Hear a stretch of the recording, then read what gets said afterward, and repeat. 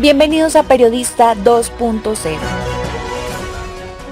Bienvenidos a Periodista 2.0, un podcast para periodistas y amantes de la actualidad digital. Yo soy María Alejandra y en la mesa de trabajo nos acompaña Pablo Guerrero.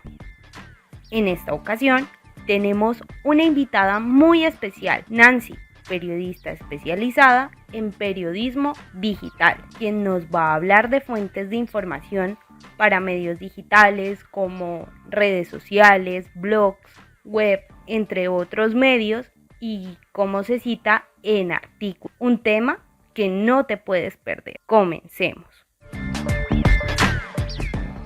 Hola, buenas tardes, bienvenida Nancy. Hola, ¿cómo está? Muchísimas gracias por la invitación.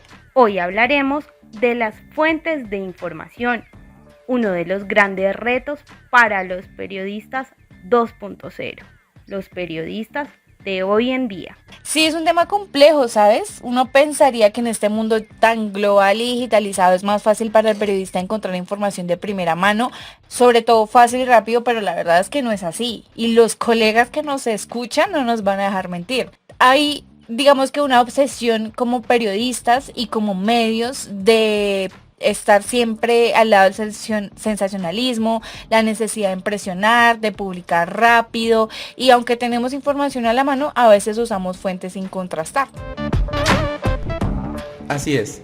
Literalmente las personas piensan que redes sociales como Facebook y Twitter son fuentes de información confiables, pero no todas. Las redes son más bien canales para acceder a fuentes particulares o fuentes institucionales y no son una salida fácil, todo lo contrario. Debemos revisar 2 veces las informaciones obtenidas de estas redes sociales, que se están convirtiendo en fuentes de desinformación en lugar de fuentes de información. Personalmente he visto muchas personas que publican una información de dudosa procedencia y puede que no lo hagan con mala intención, pero eso es desinformación. Podemos hablar largo y tendido de las fuentes, pero ¿ustedes saben cuáles son? ¿Aún la recuerdan o no? Sí, claro. Las fuentes primarias son las llamadas de primera mano. Fuentes directas, por ejemplo, autores, víctimas o testigos que suministran datos. Y las fuentes secundarias son informaciones que ya han sido elaboradas y también difundidas por otros periodistas. Y las terciarias, que es cuando ya seleccionas, ya agrupas compilación, fuentes primaria y secundaria. Pero mira, que hoy en las redes sociales es mucho más difícil distinguir cuál es cuál e identificar si es verdadera o es falsa. Hasta a mí me ha pasado que compartí un artículo y tenía sus pequeñas mentiras. Todos se burlaron de mí. No te preocupes, a todos nos puede pasar. En un artículo que hice me di cuenta que no es tan fácil identificar las fake news, ¿sabes? Hay algunos criterios de validación de información que debemos recordar. Primero, cuestionarnos como ciudadano, como periodista, como medio, si estamos consumiendo plataformas fiables, ¿sabes? Si el medio es confiable. Cómo citan a las entidades o personas es muy importante, cómo usan las fuentes, cómo usan las cifras, qué datos ponen, qué palabras, inclusive el tono con el que escriben es bastante importante. Todos estos temas generan credibilidad y confianza. Y respondernos si esta información que vamos a dar, si esta información que estamos recibiendo, que vamos a publicar, está hecha con la intención de causar daño, si tiene omisiones, si de pronto tiene fugas, si es contenido engañoso, si tú ves que tal vez es como fabricado, si no tiene como muchos argumentos, si contiene un discurso de odio, también es importante porque el odio mueve muchas publicaciones también, y si yo debería publicarla o no, ya sea como medio, como persona, como periodista. Todo eso que algunas veces pasamos por alto y sobre todo, ya que hablas de redes sociales, antes de comentar cualquier cosa, hacer un video o participar en cualquier espacio digital, revisemos si lo que vamos a decir está motivado por las emociones que nos produjo esa información, si estoy siendo objetivo, veraz, crítico o no, y por qué. Oye, me gustó algo que dijiste de cómo están citadas las fuentes. ¿Cómo así? ¿Citar como en Norma Zappa? No, como Norma Zappa no. Pero, digamos, si vamos a retomar algunas palabras o frases de otras personas o entidades, debemos citar. No como las normas APA, pero sí debemos citar. Por ejemplo, si vamos a hablar de una entrevista, siempre hay que nombrar antes el nombre de las personas, cuáles son las circunstancias, por qué es importante, incluir su cargo, relevancia con el tema, ponerla siempre en primer lugar.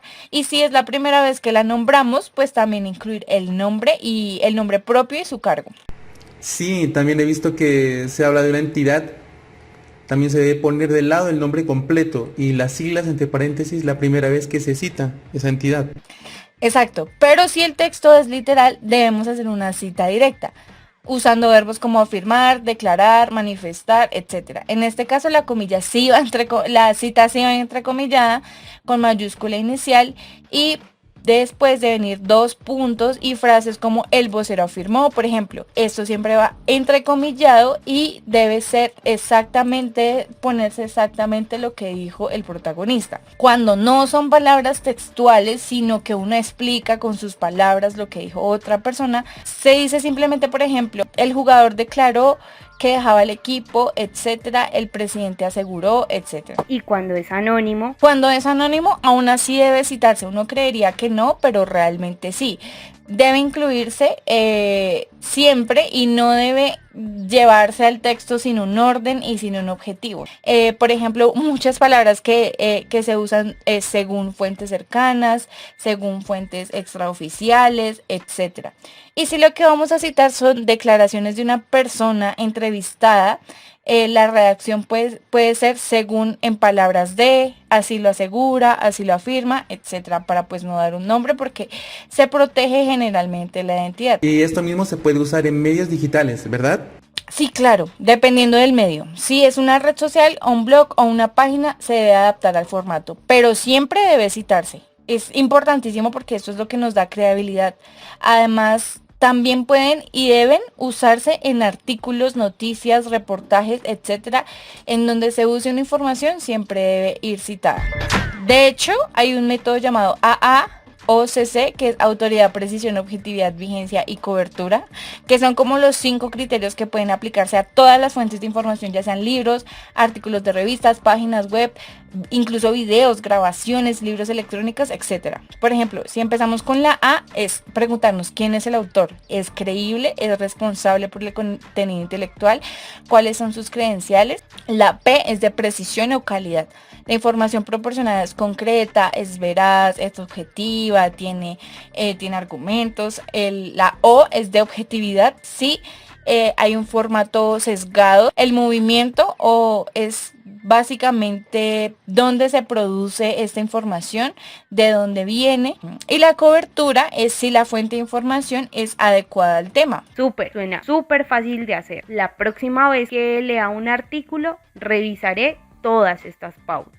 Nancy, nos dejaste todo súper claro. Muchísimas gracias, chicos. Estas son algunas pequeñas pautas que debemos tener y saber de cómo usar las fuentes de información en medios digitales, cómo citarlas y también cómo reconocer noticias falsas. Gracias Nancy, gracias Pablo, nos vemos en una próxima ocasión. Gracias a ustedes por la invitación, nos vemos en un próximo podcast.